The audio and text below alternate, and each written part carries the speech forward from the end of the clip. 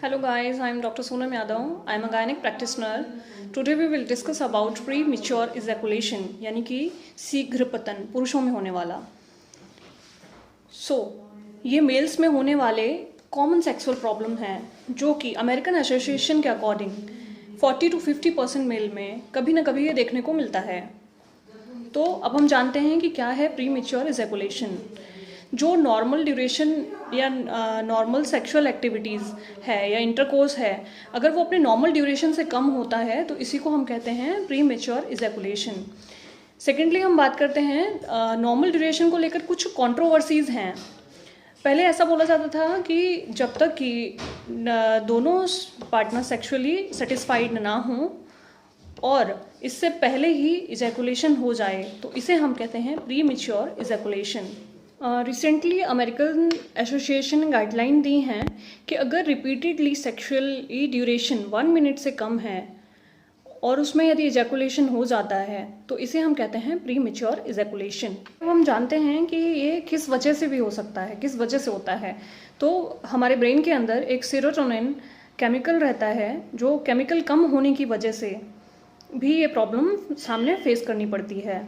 तो अब हम बात करते हैं इसके कॉजेज़ के बारे में कि इसके कॉजेज़ क्या क्या हो सकते हैं. फर्स्ट इसका कॉज आता है स्ट्रेस, सेकंड कॉज आता है इसका एंजाइटी, थर्ड कॉज आता है इसका लो सेरोटोनिन लेवल, फोर्थ कॉज आता है इसका एबनॉर्मेलिटी, रिदम गेट्स डेवलप. इसमें एक कॉमन मिथ है कि मास्टरबेशन की वजह से भी क्या ये प्रीमेच्योर इजैकुलेशन की प्रॉब्लम हो सकती है.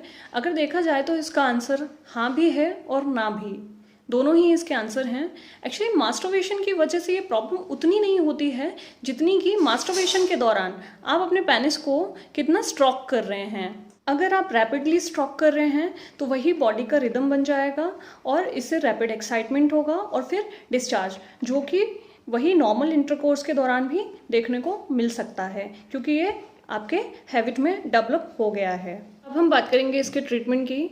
इसका ट्रीटमेंट किन किन चीज़ों से किया जा सकता है और कैसे पॉसिबल है. तो अब हम बात करते हैं. फर्स्ट इसका ट्रीटमेंट जो है वो मेडिसिनली पॉसिबल है, जो जिसमें कि फुली मेडिसिन दी जाती हैं और फुली मेडिसिन के थ्रू ही हम इनको क्योर करते हैं.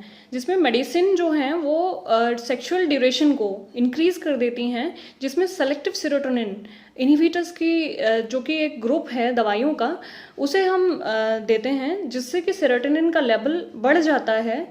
और मैं आपको स्ट्रांगली एडवाइस करूंगी कि ये बिना डॉक्टर की सलाह के आप किसी भी मेडिकल स्टोर से खरीद करके ना यूज़ करें. इसे अंडर ऑब्जर्वेशन में ही यूज़ करें और डॉक्टर के प्रिस्क्रिप्शन के हिसाब से ही यूज़ करें. सेकेंडली कुछ स्प्रेज अवेलेबल हैं मार्केट में जिनका भी यूज़ किया जा सकता है इसके मेडिकेशन में. जो स्प्रे हैं ये पेनिस को नम कर देते हैं, इसे एनेस्थेटिक कर देते हैं, इसमें सेंसेशन कम कर देते हैं. तो अगर सेंसेशन ही नहीं आएंगे तो सेक्सुअल ड्यूरेशन बढ़ जाएगा.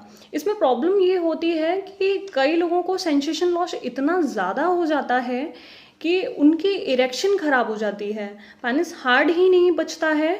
तो ए पर्सन के लिए ये चीज़ ठीक नहीं है. लास्टली कुछ पेशेंट आकर हमसे ऐसे क्वेश्चन पूछते हैं कि क्या इरेक्टाइल डिसफंक्शन यानी कि पेनिस में हार्डनेस नहीं होने की वजह से इंटरकोर्स के दौरान प्रीमेच्योर इजैकुलेशन पॉसिबल है, या फिर जल्दी डिस्चार्ज होना ये भी एक प्रॉब्लम हो सकता है, या फिर ये दोनों प्रॉब्लम एक साथ देखने को मिल सकती हैं.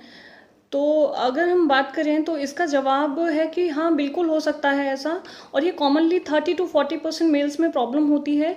यदि ऐसा है तो आप इसे छुपाइए मत, एज सून एज पॉसिबल अपने नियरेस्ट डॉक्टर से सलाह लें क्योंकि इन चीज़ों को आसानी से ठीक किया जा सकता है.